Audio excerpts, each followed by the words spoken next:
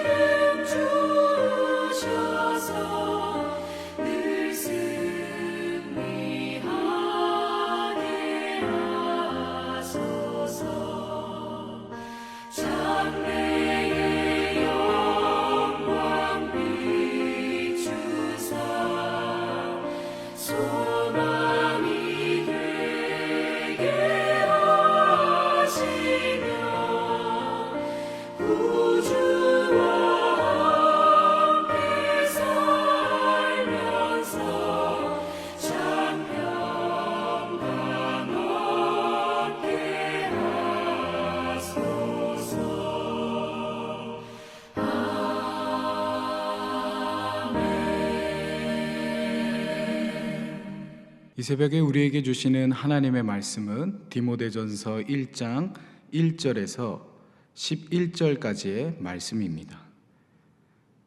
우리 하나님의 말씀을 한 절씩 교독하시겠습니다. 우리 구주 하나님과 우리의 소망이신 그리스도 예수의 명령을 따라 그리스도 예수의 사도된 바울은 믿음 안에서 참 아들 된 디모데에게 편지하노니 하나님 아버지와 그리스도 예수 우리 주께로부터 은혜와 긍휼과 평강이 내게 있을지어다.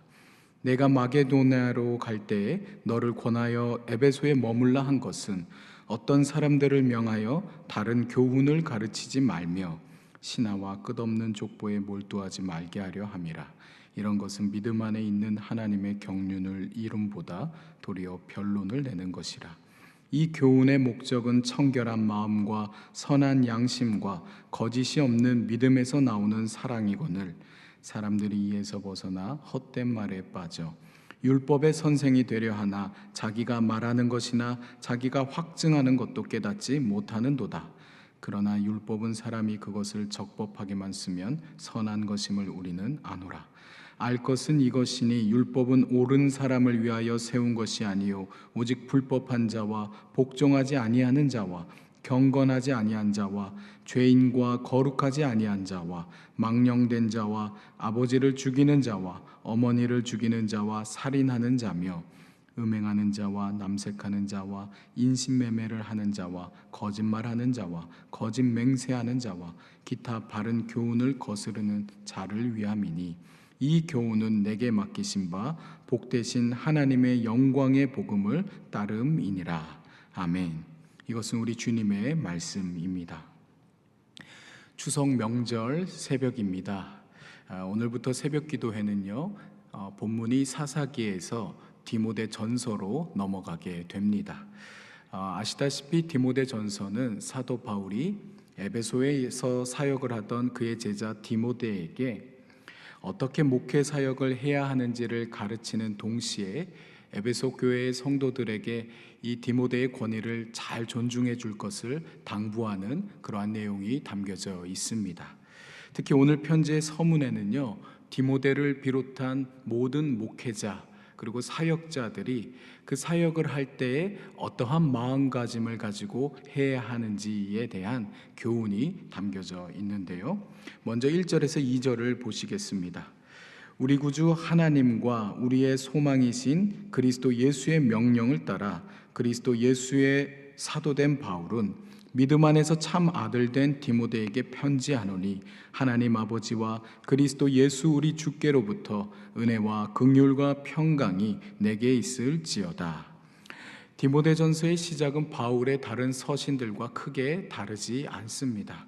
그는 첫 인사를 통해서요, 이 디모데를 믿음 안에서 참 아들 된 자다 그렇게 표현하고 있는데요. 쉽게 말하자면 영적 아들이라는 의미가 되겠습니다. 그런데 이 디모데가 바울의 영적인 아들이 될 수 있었던 것은요, 다른 조건 때문이 아니라 바로 그의 믿음 때문이었습니다. 따지고 보면요, 이 디모데가 에베소 교회의 담임 목회자가 될 수 있었던 것도 바로 그의 믿음 때문이었다라 할 수 있겠는데요. 왜냐하면 이 디모데가 에베소에서 사역을 할 수 있었던 그 배경에는 바울의 영향을 전혀 배제할 수 없기 때문입니다.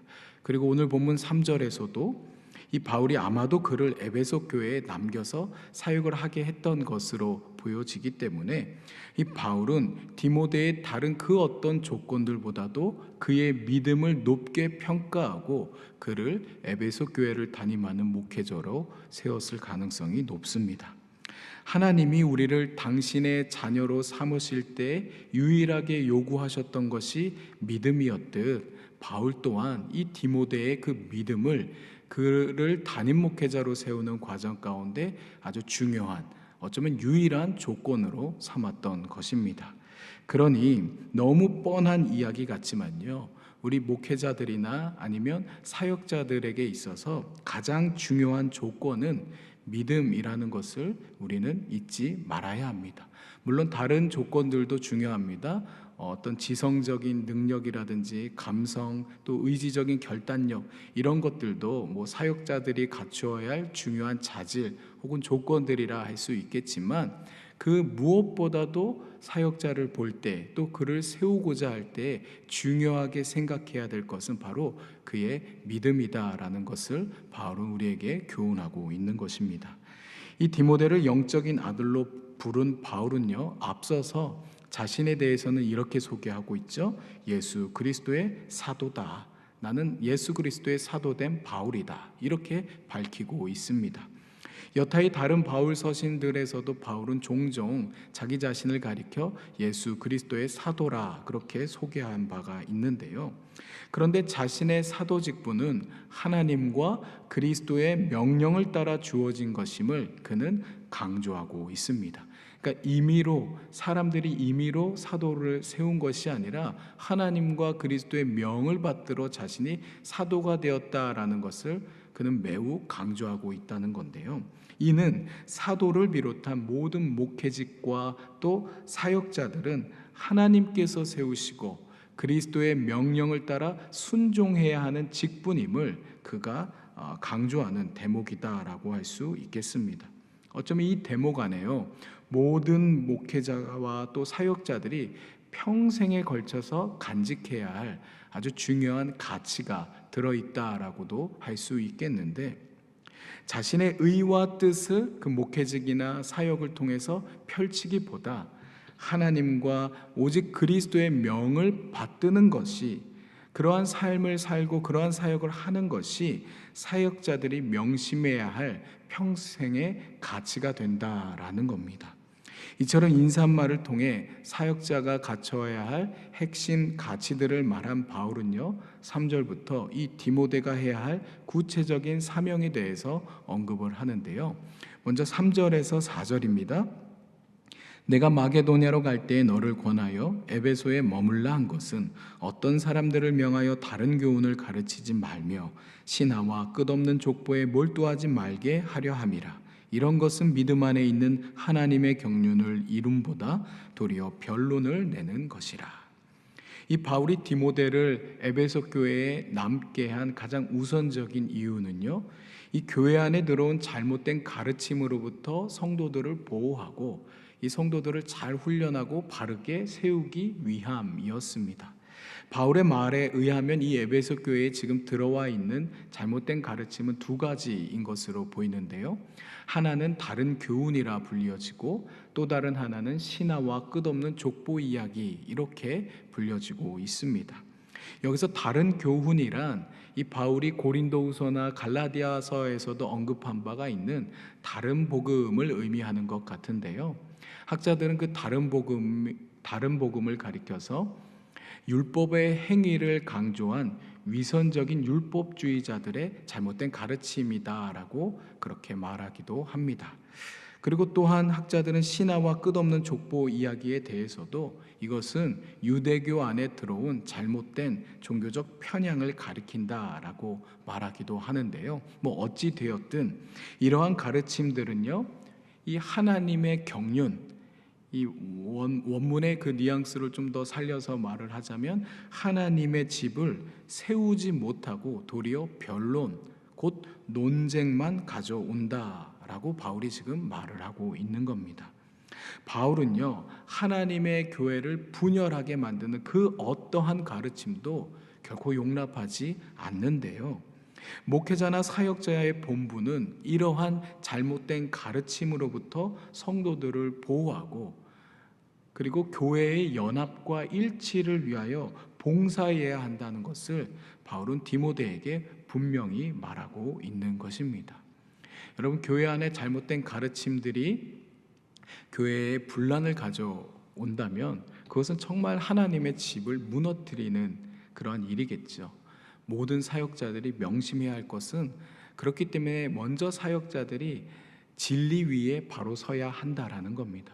잘못된 가르침으로부터 성도들을 보호하기 위해서는 먼저 자기 자신이 올바른 진리 위에 굳건하게 세워져야 한다라는 것을 모든 사역자들은 기억해야 할 것입니다. 이어서 5절에서 7절인데요. 이 교훈의 목적은 청결한 마음과 선한 양심과 거짓이 없는 믿음에서 나오는 사랑이거늘 사람들이 이에서 벗어나 헛된 말에 빠져 율법의 선생이 되려 하나 자기가 말하는 것이나 자기가 확증하는 것도 깨닫지 못하는도다.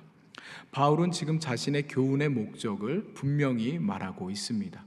다른 게 아니죠. 바로 사랑이라는 겁니다. 그 사랑은 청결한 마음, 선한 양심, 거짓 없는 믿음에서 비롯된 사랑입니다. 이러한 사랑 없는 가르침은요, 다 헛된 것이다.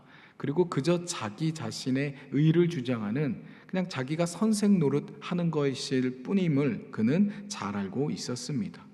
우리가 잘 알듯 복음의 시작도 하나님의 사랑에서 출발했으며 율법의 완성도 사랑임을 우리가 그 아는 대로 잘 기억한다면요, 모든 사역은 사랑의 토대 위에서 이루어져야 한다는 것 또한 우리는 명심해야 할 것입니다.